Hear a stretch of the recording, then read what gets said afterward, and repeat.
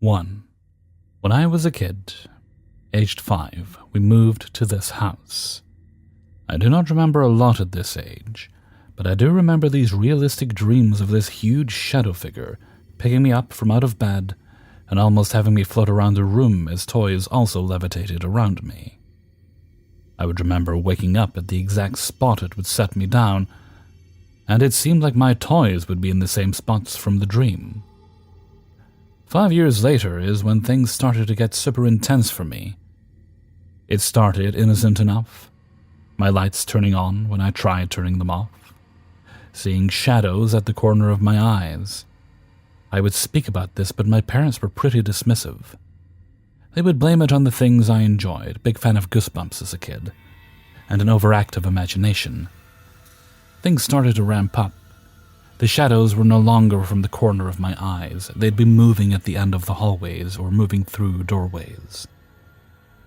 A series of days happened where it felt like it led to a climax.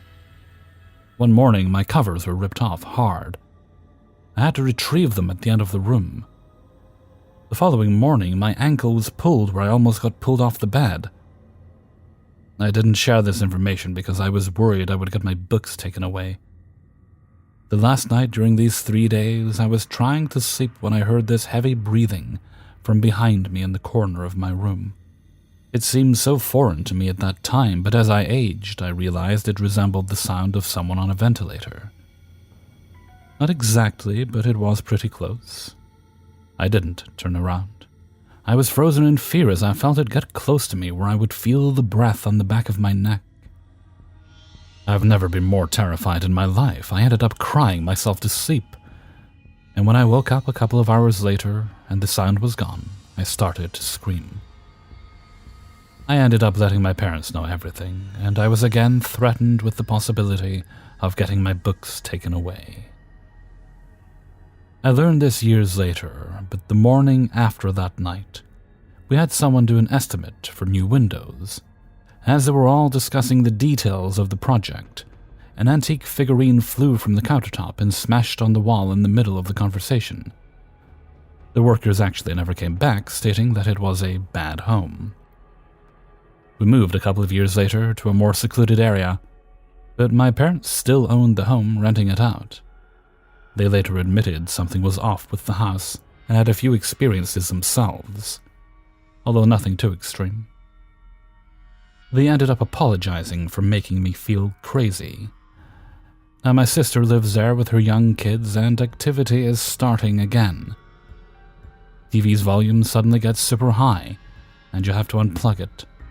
Toys will be in the littlest kid's crib when they weren't before.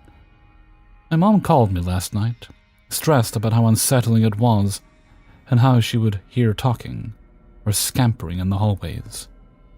My niece and nephew screaming randomly. My mom did not share any of this info with my sister, but tonight my sister is panicking as she hears the same and was close to taking the kids to my parents' house, and they all sleep there. I don't know why I'm sharing this. It's therapeutic, I guess. While I already had the confirmation that I wasn't crazy as a kid, it just brings back a lot for me and how I remembered feeling in that place.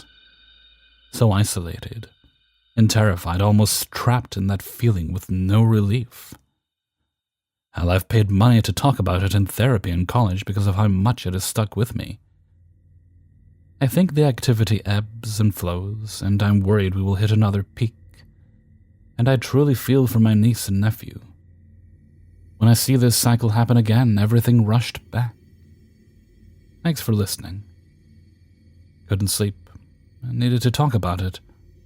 But I can't bring it up to my friends as it's just so out there. 2. I live in Oklahoma. In the part of the state I'm from, there has always been rumors about this Catholic church out in the middle of nowhere. 30 minutes from the closest town, and that town itself isn't even on the maps. Huge Catholic church, beautiful windows, crosses and all. But no one goes there. Only priests and monks live there, and I assume no one else is really welcome. There's also a big cemetery connected to it with a black metal gate around it. Friday, September 23rd, 11 p.m. So I and 3 friends decided to go look around the cemetery, because, hey, it's Friday, and it's late and creepy, you know? Normal spooky season shenanigans. We're looking around gravestones, mausoleums from the 1910s, cool stuff. One of my buddies noticed a kinda hidden little path, just overgrown grass and debris in front of it. We go down, maybe almost a mile, and the path comes to an end to a clearing in the woods. What do we see? Another cemetery. This struck me because there's no roads or clear paths out here. How odd. Anyways, we find a path through the woods out to the right of the cemetery and head down it. Not even half a mile I noticed drums. And everyone else noticed it once I pointed it out, like those big bum bum bum bum type drums. But they had a rhythm. We all thought how insanely weird it was because of how far out we were. Not even another 500 feet, and glowing lights through the trees appeared. I said screw that and demanded we leave, so we did. I ran because I'm a baby. Saturday, October 1st, 1 a.m. So my buddies talked me into going back. We thought about bringing weapons, but decided not to. As we were going out there, we noticed tons of fresh footprints all through the trail from the second cemetery to where we decided to run from. That was creepy AF to me. When we finally got to where the lights previously were, there was no light, no sound, no one. Just 2 buildings. The first was a small stone temple-looking building, not very big at all. The second looked like an 1890s abandoned house. The stone building had a wooden door that had a big fat padlock on it. There was some other language on the door, just a single word. My friend kicked the weak wooden door till it split from the wall. Inside, there was like an 8-foot by 8-foot pentagram, with the candles in all the places you can see in scary movies unlit. Random words painted on the walls. Little figurines of animals, and at the back of the room, a small, satanic statue, maybe like a foot big. On the second floor, there wasn't much. Cups, plates, lighters, red nail polish, and a couple of jars and crystals with salts and liquids in them. 2 tiny rooms stacked on top of the other. What really creeped me out was there was a cowl with a hood like the monks I've seen wearing. Second building was the house. A little bigger than the stone building, but completely empty. 2 stories, swept floor, closed, non-broken windows, functioning door. There was an attic, but we couldn't get into it. Definitely a super old house. Anyways, we left after checking it out. I want to know what y'all think of this. This part is for people who believe in spiritual stuff. I usually feel presences and energies better than my friends. I definitely felt something no good, terrible, and bad before we even got there. 3. So I spent most of the summer of 2020 going on road trips and hiking and all that fun stuff. At the time I lived in Florida and would frequently travel around. In September 2020, I would go on my first road trip through Mobile, Alabama. And I would usually stay at a hotel in Mobile, and we would travel around the area before making our way back to sleep in the hotel. Now, I would like to share that I've never really taken paranormal or spiritual activity too seriously. I'd watch ghost adventures and not really take it as anything plausible. However, this road trip would eventually change my perspective forever. So it was our first evening of the road trip, and we checked in at the infamously haunted Battle House, Renaissance Hotel in Mobile, Alabama. There's been tons of paranormal sightings and history at this venue over the years. I was not aware of this until later that night, so I was going in expecting absolutely nothing. So we go up to our hotel and crash for a few minutes. Eventually, my brother and my buddy, whom are the only other ones in the hotel, decide to run to the liquor store nearby. I decide to stay behind.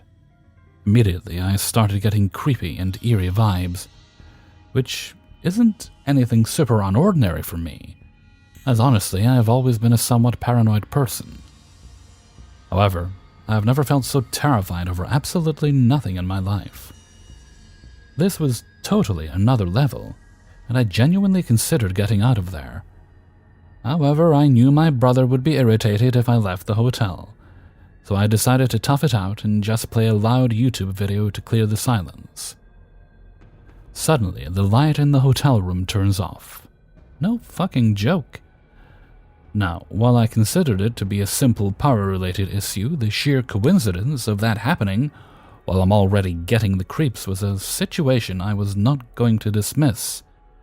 Besides, spoilers, a bit later when I do leave the room, the outside hallway light is still on.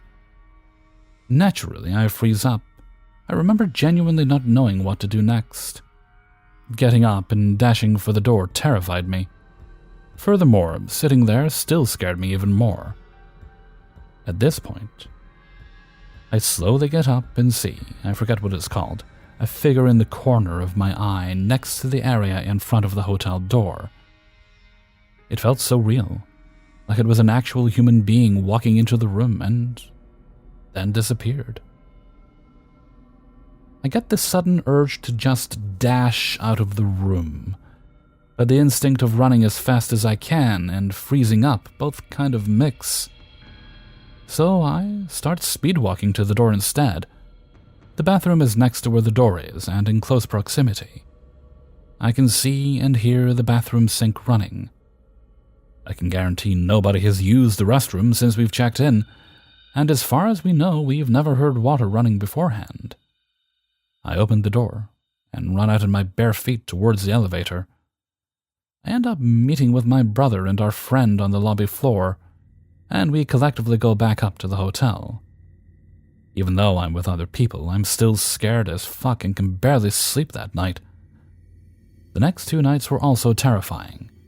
However, no significant activity was seen by any of us after that. We eventually go up to the front counter person after checking out of the hotel and ask if they've ever heard of any paranormal encounters or if anyone has said anything. And the person was very hesitant and, from what I remember, didn't ever give us a clear answer either way, but was not dismissing it either. It definitely came across in a way that very few people have ever reported anything.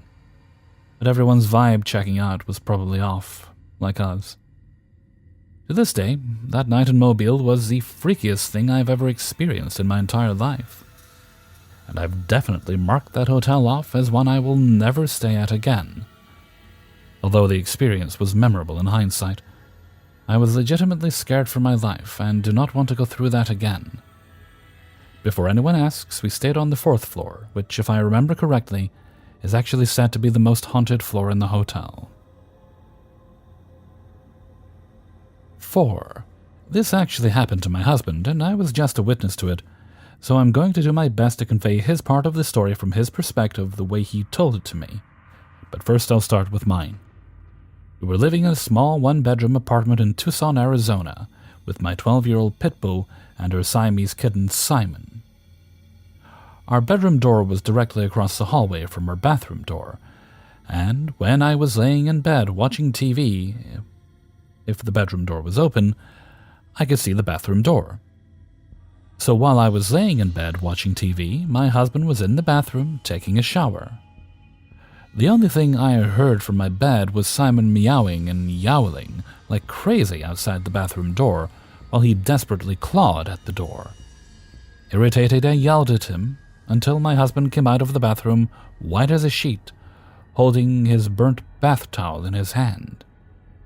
Even though our walls are so thin I can usually hear the water running in the bathroom, I realized it was weirdly quiet in the bathroom from where I was sitting, which was to the contrary of what he told me was going on in the bathroom.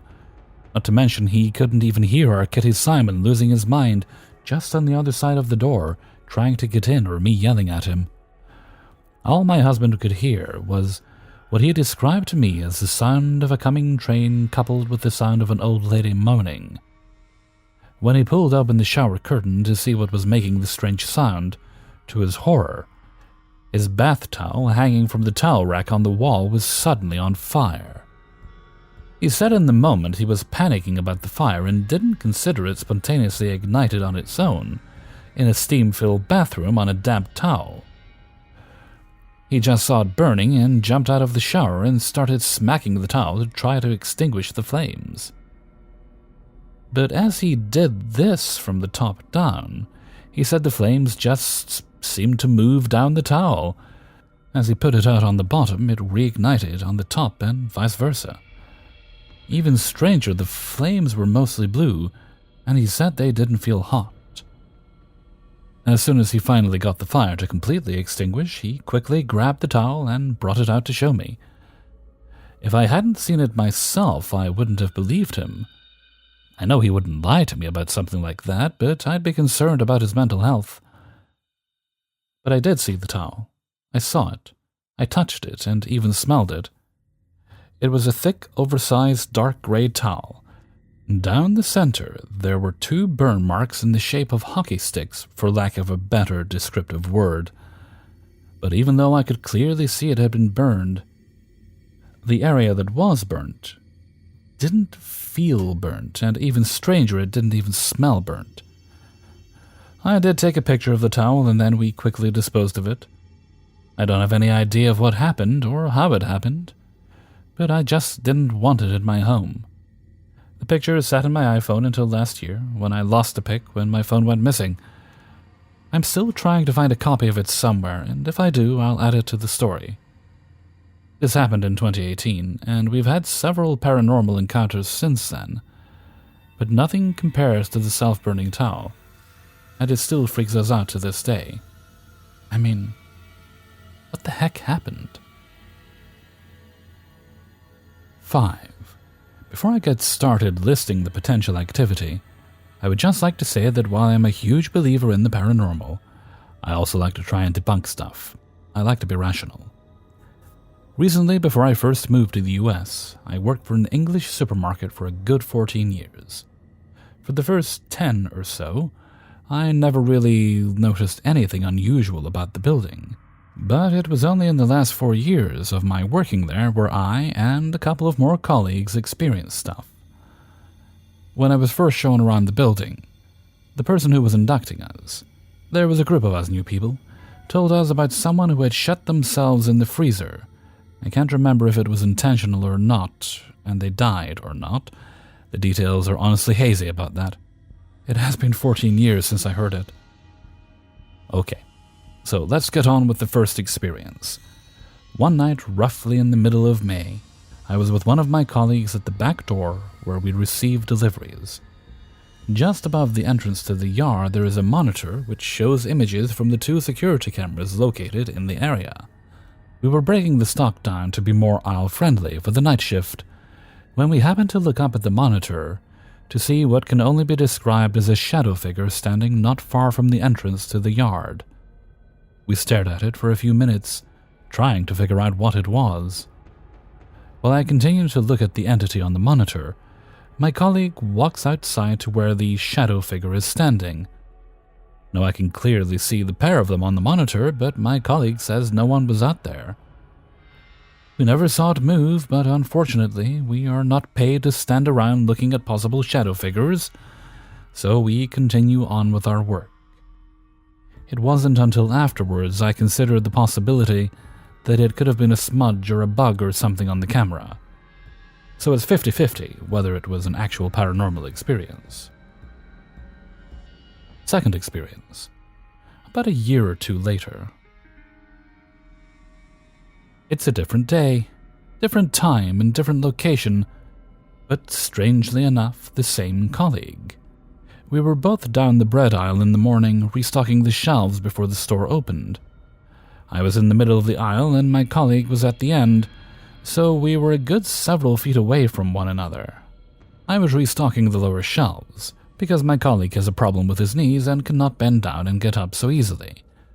From out of nowhere I hear someone say, "Yeah," behind me. Now please bear in mind, neither of us had asked the question to each other prior to that. I turn around, expecting to see another colleague down there with us, but it's still only the 2 of us down the aisle. I get up and approach my colleague, and before I can even mention the voice, he turns to me and says in a serious tone that he thought he saw someone walk past him at the corner of his eye. I'm open to the possibility that there was another colleague in the next aisle talking, hence the voice I heard. But I think it's too much of a coincidence that my friend experienced something moments after I did, without knowing I heard anything. Third experience. This time I experienced this by myself. I'm walking to the stairs that lead to the canteen when I hear someone walking in what sounds to be high heels on the second set of stairs above me. I'm a bit confused and think nothing of it. Could be a manager or one of the higher-ups paying the store a visit, until I see that the door that you have to go through to get to the canteen is closed, and the motion-activated lights that you can clearly see through the glass door are off on the other side. They only ever turn on when they detect motion, so it's pitch black. And while you can hear the passing of cars and voices outside, you would not be able to hear footsteps. I am 100% certain that the noises came in front of me, and not from behind. With the door not closing shut, and the motion detector lights not flickering on, I am convinced that it was a paranormal experience. Fourth and final experience. This actually didn't happen to me, but to a friend in another department. I actually have the security footage of this, but as we are not allowed to use the CCTV cameras, I will not share the footage or disclose who the person is. The footage shows my friend and her colleague walking down the respective aisle on the shop floor, ready to put stock out. They stop about halfway down, stand away from the shelves, and have to talk presumably about where and how to rearrange the stock. From out of nowhere, a dinner plate on the top shelf falls out of its plastic holder and smashes onto the floor, startling the pair of them. While her colleague clutches her heart and they both laugh about it, my friend walks over to test the plastic holder for any more apparent defects to prevent more loss of stock. That was when she revealed to me the plastic wasn't defective, and there was no reason for the plate to fall out as it did, especially when it did while they were down there. This could just be a coincidence, that it happened while they were down the aisle, but a dinner plate falling of its own accord rarely happens, if ever. And it was just that one on the shelf, so it couldn't have been the shelf on a slant. Hey everybody, Hellfreezer here, and thank you very much for listening to Paranormal Stories, episode 297. And thank you very much to everybody who allowed me to use their stories in this video. Before you go, if you could please press the like button and share the video with friends and family members. Thank you very much.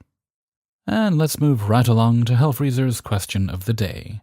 And today's question is... And thank you very much to a member of the community named Jalafil for submitting this question. What song is your theme song? Now, it could be anything. It doesn't have to be the same one all the time. But what's that song that it gets you going? Gets you through the day no matter what. Gives you energy when you're feeling down. Like right now for me, one of my favorite jams is Jesse's Girl 2, which is what it sounds like. It's a sequel to the song Jesse's Girl, although it's not done by Rick Springfield. He's in it, but it's not primarily his song. Then, of course, Eye of the Tiger. That always gets me going as well. Just a very, very high energy song. And this one's a little bit of a guilty pleasure because I first heard it in Ally McBeal, and it's literally that whole kind of thing that show they had, like, you know, people had like their personal theme songs, that sort of thing.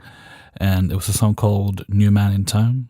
It goes, there's a new man in town, and he's not fooling round. There's a new man in town today. It's just, it's very slick, and it makes me feel good.